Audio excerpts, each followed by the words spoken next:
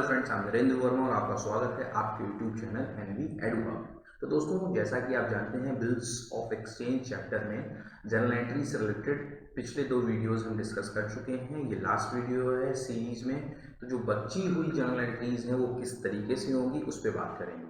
तो आज हम बात करेंगे general entries related to renewal of bill.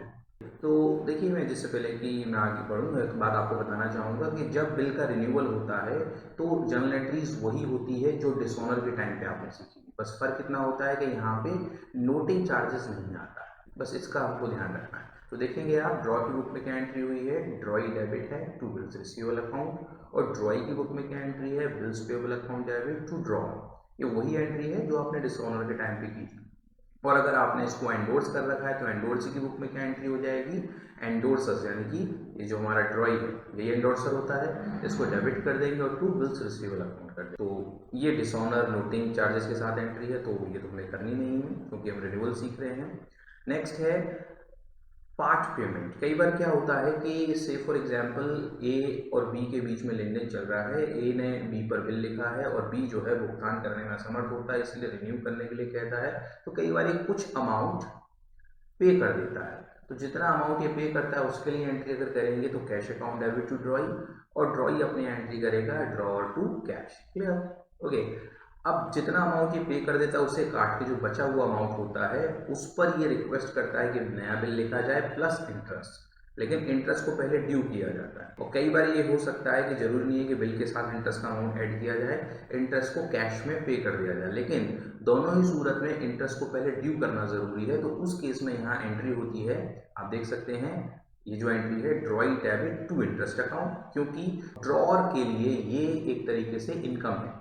और ड्रॉई की बुक में क्या होगा, interest account debit to draw, क्योंकि उसके लिए एक एक्सपेंस है। और अगर कैश में पेमेंट हो जाता है इंटरेस्ट का तो क्या एंट्री हो जाएगी, ड्रॉअर की बुक में देखेंगे cash account debit to interest account, और ड्रॉई की बुक में हो जाएगी interest account debit to cash account, right. और उसके बाद जब बिल लिखा जाएगा तो ये नॉर्मल बिल की एंट्री है, नया बिल, बस इसमें जो पुराने बिल का अमाउंट होगा बचा हुआ जो नहीं चुका है, अगर पूरा नहीं चुका है तो पूरा अमाउंट आ जाएगा, और प्लस इसमें इंटरेस्ट कर देंगे। एंट्री वही रहेगी, bills receivable account debit to drawee, और यहाँ एंट्री होगी drawer to bills payable. Okay. हमने ये भी डिस्कशन किया था कि कई बार बिल अकोमोडेशन के लिए किए जाते हैं। अकोमोडेशन का मतलब एक दूसरे की हेल्प के लिए लिखे जाते हैं, तो उस केस में भी जनरल एंट्रीज होती हैं। तो बिल रिसीवेबल की एंट्री तो नॉर्मल तरीके से ही होगी। होता क्या है कि जैसे ए और बी एक दूसरे पर बिल लिखते हैं अकोमोडेशन के लिए, तो ए ने बी पर बिल लिखा, बी ने एक्सेप्ट करके इसको वापस कर दिया, बी इसको ले जाता है बैंक, बैंक से डिस्काउंट कराता है, पैसा मिलता है, और कुछ पैसा ये इसको भेज देता है बी को, अगर आधा पैसा इसे यूज करना है तो। ये 3 तरीके से लिखे जा सकते हैं। ए अपनी मदद के लिए लिख सकता है, बी केवल हेल्प कर रहा है, बी प्योरली बी की हेल्प के लिए लिख सकता है, और एक दूसरे की हेल्प के लिए भी लिखे जा सकते हैं। ओके।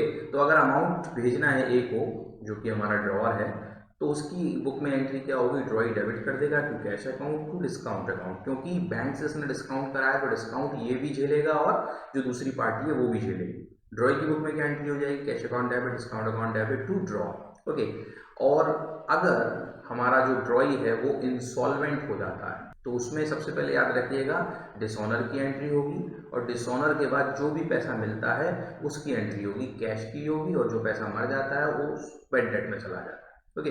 तो डिसऑनर की एंट्री यहाँ पे हम डिस्कस नहीं कर रहे हैं, ऑलरेडी हम कर चुके हैं, केवल उसकी एंट्री कर रहे हैं कि जो पैसा हमें मिलेगा जितना बचा हुआ तो एंट्री क्या होगी, जो मिलेगा कैश अकाउंट डेबिट, और जो नहीं मिला बैड डेट्स अकाउंट डेबिट, और टू ड्रॉई हो जाएगा। और ड्रॉई की बुक में क्या हो जाएगा, ड्रॉयर्स को हम डेबिट कर देंगे, टू कैश अकाउंट जो पैसा दिया, और टू डेफिशिएंसी जो नहीं दे पाए।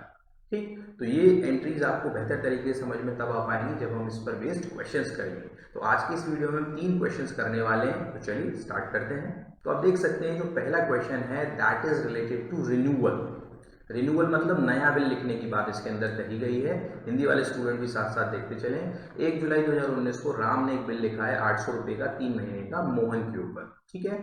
और ड्यू डेट से पहले, देखिए क्या हुआ है, डेट यहाँ नहीं दी है लेकिन केवल लिखा हुआ है ड्यू डेट से पहले मोहन कहता है कि भाई मैं बिल का पेमेंट करने में असमर्थ हूँ, मैं बिल का पेमेंट नहीं कर पाऊंगा, कृपया आप नया बिल लिख दीजिए और पुराना बिल कैंसिल कर दीजिए। अगर ये बात नहीं भी लिखी है कि पुराना बिल कैंसिल कर दीजिए, केवल ये लिखा है कि रिन्यू द बिल, तो भी ये माना जाएगा कि पुराने बिल को कैंसिल किया जाए, और कैंसिल करने के लिए वही एंट्री होगी जो हम डिसऑनर के लिए करते हैं विदाउट वेटिंग चार्जेस। उसके बाद राम रेडी हो गया, ठीक है भाई, नया बिल लिख देंगे 3 महीने का, ठीक, लेकिन इंटरेस्ट चार्ज करेंगे 6% पर एनम, ठीक, इंटरेस्ट ऐड करके बिल लिख दिया जाएगा। मोहन राजी हो गया और मोहन ने बिल की ड्यू डेट पे इस नए बिल का भुगतान भी कर दिया। क्वेश्चन कह रहा है कि दोनों पक्षों में आप एंट्रीज कीजिए। चलिए ठीक है, तो पहले हम एंट्रीज करेंगे राम की बुक्स में।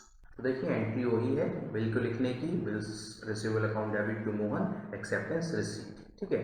अब क्या होगा, ड्यू डेट से पहले वो रिक्वेस्ट करता है कि पुराने बिल को कैंसिल कर दिया जाए। तो डेट तो हमको नहीं पता है, केवल हम एंट्री कर देते हैं बिल के डिसऑनर की। तो कुछ नहीं होगा, जो ऊपर आपने एंट्री की है उसकी जस्ट अपोजिट एंट्री आपको पास करें, क्योंकि बिल अभी तक ड्रॉअर के ही पास है, इसको बैंक वगैरह कहीं से डिस्काउंट नहीं कराया गया है, ना ही किसी को एंडोर्स किया गया है। केवल यहाँ नोटिंग चार्जेस नहीं आएंगे डिसऑनर की एंट्री में, बाकी एंट्री वही होगी। और यहाँ पे नरेशन हम चेंज कर देंगे, यहाँ लिख देंगे बिल कैंसल्ड। अब बात हो रही है कि नया बिल लिखने की, और वो हो रही है इंटरेस्ट की। तो देखिए ये बिल 3 मंथ्स का था, तो अगर 1 जुलाई से आप 3 मंथ्स कैलकुलेट करेंगे, दैट इज अक्टूबर 1, ठीक है। तो अक्टूबर 1 को हम ये मान के चलेंगे कि यहाँ पे नया बिल लिखा जाएगा, लेकिन उससे पहले इंटरेस्ट को ड्यू करना पड़ेगा। ओके, तो इंटरेस्ट इसके लिए तो बेनिफिट है, ये मोहन को डेबिट कर देगा और इंटरेस्ट को क्रेडिट कर देगा। देखिए इंटरेस्ट ड्यू करने से पहले हमें ये देख लेना जरूरी है कि जो अगला बिल है वो कितने समय का लिखा जा रहा है, 3 महीने का लिखा जा रहा है, और 6% वार्षिक की दर से लिखा जा रहा है। तो क्या करेंगे हम, 800 रुपये पे 6% निकालेंगे 3 महीने के लिए, इसको सॉल्व कर लेंगे। 12 रुपीज़ हुआ इंटरेस्ट का अमाउंट, राइट। अब नया बिल लिख दिया जाएगा इसी डेट पे इंक्लूडिंग दिस अमाउंट, यानी कि नए बिल का अमाउंट कितना होगा, 812 रुपये, acceptance received for new bill, right. चलिए अब इसके बाद क्या हुआ, क्वेश्चन कह रहा है कि ड्यू डेट पर इसने भुगतान कर दिया, तो 1 अक्टूबर से 3 months plus 3 days of grace हम ऐड करके डेट डाल देंगे। तो डेट हो जाएगी 2020 जनवरी 4, और एंट्री क्या हो जाएगी, payment of bill received along with interest. तो ये तो जनरल एंट्रीज थी in the books of Ram means drawer. अब हम जनरल एंट्रीज करेंगे in the books of Mohan means drawing, right. ये तो बिल की एंट्री हो गई, 1 जुलाई को हमने लिखी, Ram debit to bills payable, acceptance given, ठीक है। अब बिफोर ड्यू डेट क्या हुआ, बिल का रिन्यूअल हुआ है, तो डिसऑनर वाली एंट्री यहाँ भी होगी। क्या एंट्री होगी, इसकी जस्ट अपोजिट एंट्री होगी जो आपने ऊपर की, ओल्ड बिल कैंसिल्ड, इसकी डेट नहीं दी हुई है। अब इंटरेस्ट को ड्यू करने की एंट्री ये भी करेगा अक्टूबर 1 को, इसके लिए इंटरेस्ट एक्सपेंस है तो ये डेबिट करेगा उसको, अमाउंट हमने कैलकुलेट किया था 12 रुपये, इंटरेस्ट चार्जेस ड्यू। अब नया बिल इसको फिर से मिला है, तो फिर से जो ऊपर एंट्री की थी एक बार फिर होगी, लेकिन 1 अक्टूबर को होगी, और अमाउंट आ जाएगा 812 रुपये, acceptance given on new bill, right. चलिए अब इसने ड्यू डेट पर यानी कि 4 जनवरी को बिल का पेमेंट कर दिया, तो उसकी एंट्री और कर लेंगे, payment of bill made along with interest, right. So it was all about the renewal of bill. तो जैसा जैसा क्वेश्चन कहता जाएगा हम वैसा वैसा करते जाएंगे। Okay, now let's do the another question on insolvency, right. तो देखिए जो क्वेश्चन है यहाँ, 1 जनवरी 2019 को रामनाथ ने गुड्स सोल्ड किया है केदारनाथ को ऑन क्रेडिट 4000 रुपये का, और उसी डेट पे सेम अमाउंट के लिए 3 महीने का बिल लिख दिया है। केदारनाथ ने इसको एक्सेप्ट कर लिया है, फिर रामनाथ इसको बैंक ले जाते हैं, 5% पर एनम डिस्काउंट पे भुना लेते हैं, हिंदी वाले स्टूडेंट भी देखते चले। और ड्यू डेट पे क्या होता है कि जो केदारनाथ है वो इंसॉल्वेंट हो जाता है, यानी कि दिवालिया हो जाता है। और दिवालिया होने के बाद देखिए यहाँ पे क्वेश्चन में नहीं लिखा है कि डिसऑनर होगा, लेकिन जहाँ पर भी इंसॉल्वेंट टर्म आ जाए तो आप मानिएगा कि पहले डिसऑनर की एंट्री करेंगे, उसके बाद बाकी का जो भी ट्रीटमेंट होगा वो करेंगे। ओके, उसके बाद क्या क्या कहा जाता है कि भाई 50 पैसे 1 रुपये में, यानी कि 1 रुपये अगर ड्यू था तो 50 पैसे में, यानी 50% रेशियो हो गया, वो रिलाइज होता है उसकी संपत्ति से। तो अगर हमारे 4000 रुपये तो 50% कितना हुआ, 2000 रुपये। तो चलिए फटाफट से एंट्री करते हैं। पहले हम एंट्री करेंगे कि रामनाथ की बुक में, क्योंकि दोनों की बुक में एंट्री पूछी है। Goods sold on credit, Kedarnath debit to sales 4000 rupees, right. अब इसी डेट पे बिल लिखा गया तो बिल की एंट्री कर देंगे, acceptance receive, bills receivable account debit to Kedarnath. अब इसी डेट पे ये जो हमारा रामनाथ है जिसकी बुक में हम एंट्री कर रहे हैं, ये बैंक चला जाता है और बैंक से इसको बिल को डिस्काउंट करा लेता है, उसकी एंट्री भी हमने आप डिस्कस की हुई है पिछले वीडियो में, वो भी कर देते हैं। Bill discounted from bank at the rate of 5% per annum. अब अमाउंट निकाल लेते हैं। देखिए 4000 रुपीज़ का आपका बिल था और 5% यानी कि 5/100 और 3 मंथ्स का बिल था 3/12। इसको सॉल्व कर लेंगे। दैट कम्स आउट 50 रुपीज़, यानी कि बैंक ने कितना दिया होगा रामनाथ को, 3950 रुपये। 50 रुपये बैंक ने अपना डिस्काउंट काट लिया और ये 4000 रुपये का बिल हुआ करता है। ठीक है ना।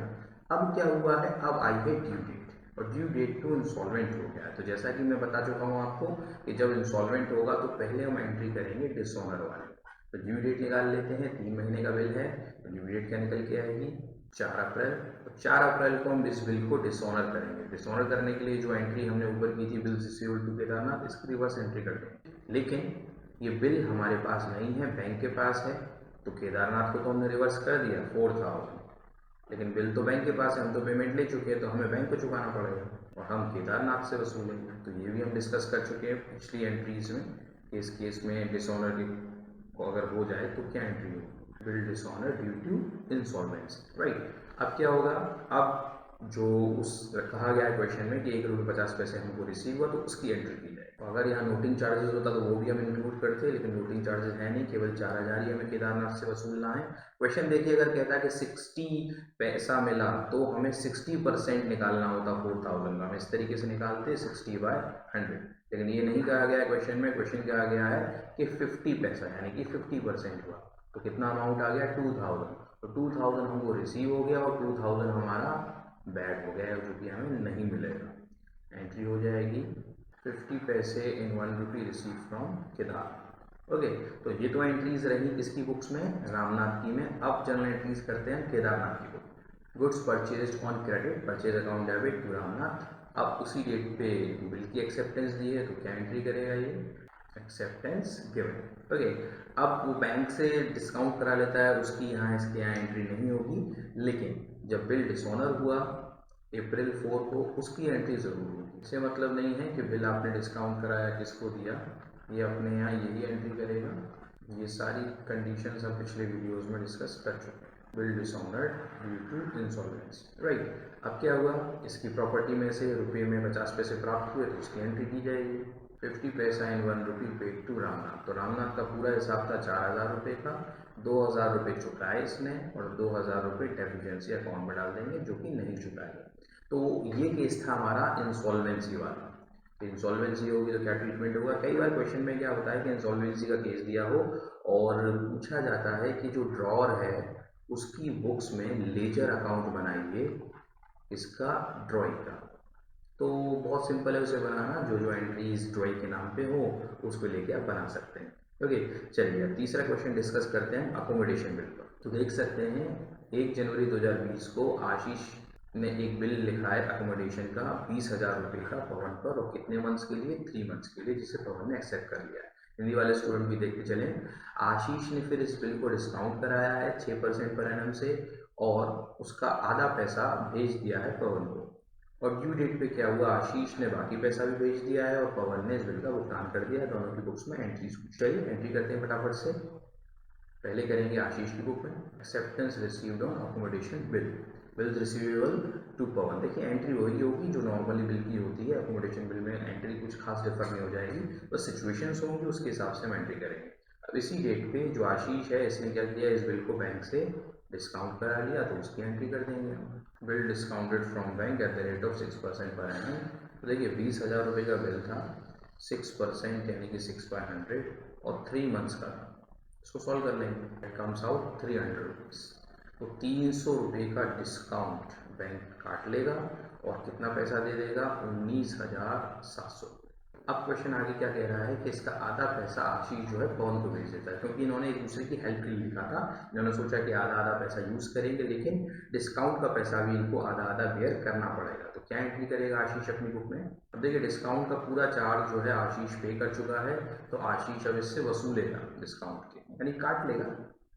ओके, इसको भेजेगा ये 9,850 रुपये, 150 रुपये डिस्काउंट के दिखाएगा और बोलेगा भाई 10,000 रुपये आपके नाम के, half money send to Pawan and discount adjusted, right. चलिए अब क्या होगा, जब ड्यू डेट आएगी 3 महीने बाद यानी कि 4 अप्रैल, उसमें क्या होगा कि आशीष ने जो पैसा यूज़ किया है पूरा की पूरा पैसा पवन को दे देगा और पवन इसका पेमेंट कर देगा। तो फिलहाल हम आशीष की बुक में कर रहे हैं, तो एक एंट्री और बनती है और ये पूरा 10,000 होगा। क्यों? क्योंकि 150, देखिए आशीष ने 300 रुपये बियर किया था, 150 उसे वापस मिल गया एक तरीके से पवन से, लेकिन बाकी का 150 तो वो खुद झेलेगा, meaning amount of bill send to Pawan, right. अब ड्यू डेट पे पेमेंट कौन करेगा? पवन, तो इसे मतलब नहीं।